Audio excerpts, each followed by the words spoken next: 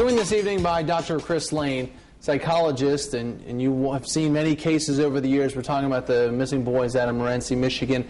I want to know what it was like and what it is like for the investigators. We saw the police chief today, how emotional he was dealing with this case. How do they go about it and try to keep their heads on straight while they have so many emotions involved in this? Yeah, I think it's one of the reasons why cops get along so well with cops, is that they are the ones that understand each other very well.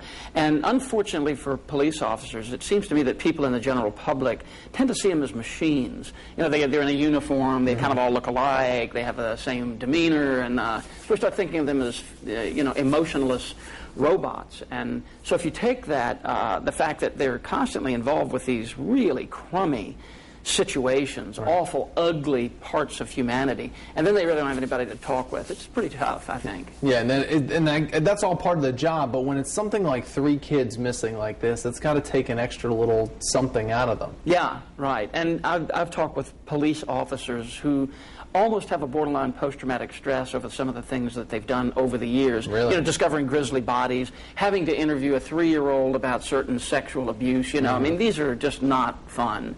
And so I think that cops tend to be underestimated in terms of the difficulty of their job, how much the public really does benefit from them. Now, what do you recommend if there's parents watching the story out there and their little kids say, boy, Mommy, I don't get it. What's going on? How do you explain to kids what is actually happening without being too graphic, if that ends up being the case? Well, I think it's a matter of letting the child make the decision about how much information is too much information. And the kid will do that by asking questions or not asking them. But do you let them watch TV? I mean, do you let them watch the news? That's unavoidable. I mean, for openers, they're going to watch TV when they want to, and then when they get a little bit older, they're going to go on the internet anytime they want to. Yeah. So the media's everywhere now, so I think it's just a reality. So as a parent, should you always be honest, or should you hold something back? Or where's kind of the line? I think it's good to be honest almost all of the time, but remember, you wait for the kid to ask the question. So if the kid says,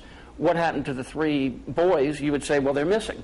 And then if the kid said, well, why are they missing, you would say, well, some think maybe the father has taken them away. And then if the kid says, well, did the father murder them, you would say, maybe so. Okay, but so you let the kid do it instead of shoving it all on the kid and having the kid then say, too much.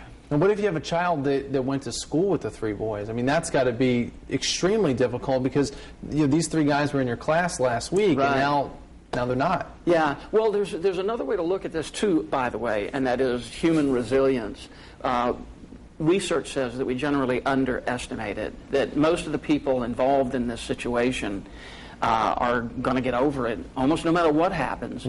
I'm not talking about the 3 boys now. I'm talking about the bystanders, the people that are seeing all this awful stuff as it unfolds. People just have a great capacity to bounce back from this kind of thing, even the 3 boys' classmates. Yeah. All right, we'll continue to watch the case. Dr. Chris Layne, thank you very much for your time. And that is your Talk Back.